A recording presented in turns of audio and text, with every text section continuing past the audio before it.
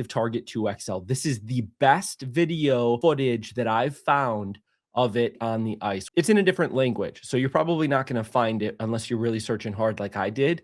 But I want to show you a couple things that I think are pretty awesome. First, I wanted to show you in Latvia, what types of poles do they use for ice fishing? And this is interesting. Look at this. Super lightweight. And it has spikes on the tripod. It's the new Patriot. The Patriot's little crutch is what they call it. Crutch is another way of saying tripod. But that's what it is. And then look at the handle on it. Interesting. And then the other thing that's interesting is the way they put the wire on the pole is they actually, looks like they wrap it at the bottom part and then they just leave it free at the top. Right there. So you see that taping that they have on there? That's what's keeping it to the pole. And then the rest of it, they just let be loose. Pretty interesting. Anyways, that's not what we're here to talk about. What I wanted to show you, because I think it's kind of interesting the way that everybody else does it in other countries. Because I know here in the US and Canada, we're very, like, we know the handful of brands that have this stuff. So this is forward. In this video, they only show forward and they show scout mode. Forward mode, the nice thing about it is it actually is kind of like down mode as well, because it's 180 degrees below the water surface. So what we're seeing, this 0 point that my mouse is going over right now is actually where the transducer is. So you can see all the way up to the top. It's not a cone like this, like we're used to on the current ActiveTarget 2, Garmin Live Scope, and Humminbird Mega Live. It's not the 135 degree, I think is what it is today. This is 180, so it's going flat to flat underneath the whole water surface.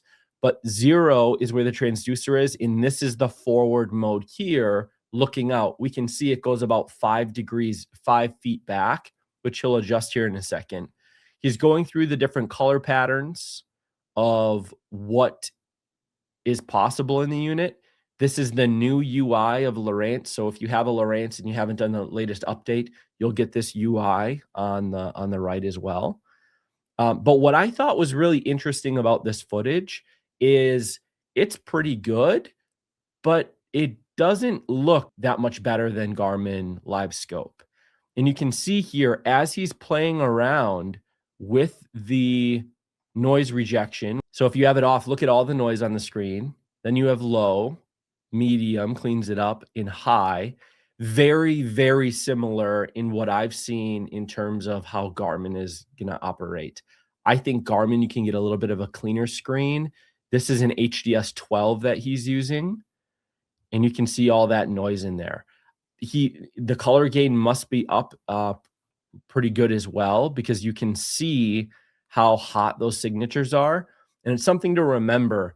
He is in meters, not in feet. So when it looks like it's 4.5 units deep, that's 4.5 meters deep. So that's like 14 feet deep.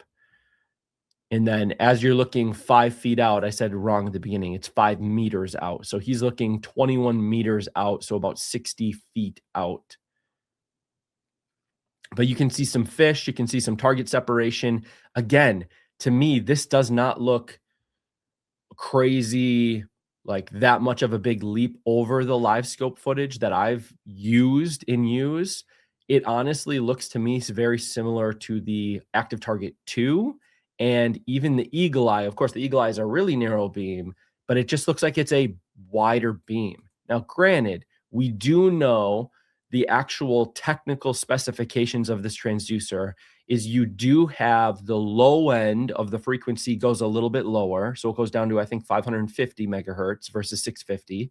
And it goes up to, I think it's 1350. So 1.35 kilohertz, 1350 megahertz versus 1250. So what that means is it should be able to give a little bit of a clearer image and have a little bit longer of a reach than even the ActiveTarget 2.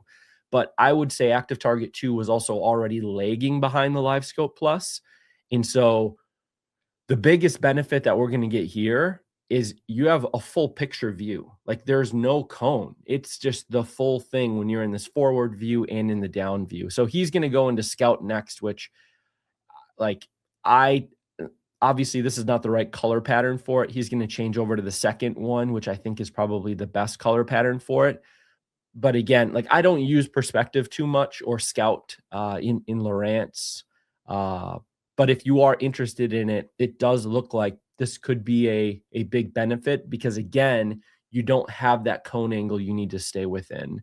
I'm not too sure on the clarity. I don't use perspective a whole ton, but it looks like there is some opportunity here as well. The other thing that I want to show you here that I thought was pretty cool. So there is a forward range setting that you'll see here, and then there is a reverse range setting.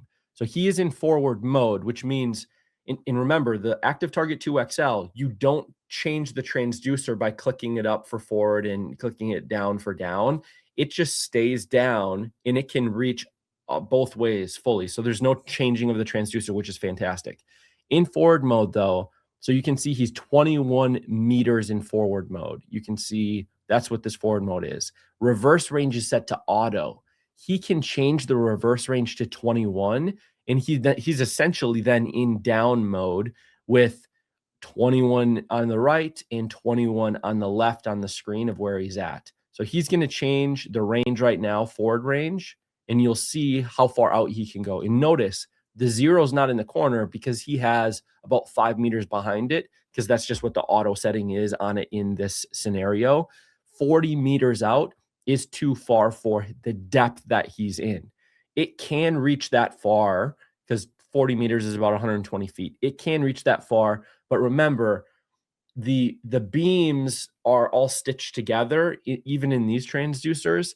And when you get far enough out, so many of the beams have already grounded out that you're not going to get signal out there. So of course he's too far out, so he will end up pulling it in. I think he goes to 30 meters to really just ensure he's got that full view of visible area, like that. And then reverse range, he's going to click on, and you see we've got 5 meters back. He's going to change it to 30, and boom, you see what just happened there? Now the 0 is in the middle, exactly what I was talking about. And now he can see on both sides of him. He didn't touch the transducer.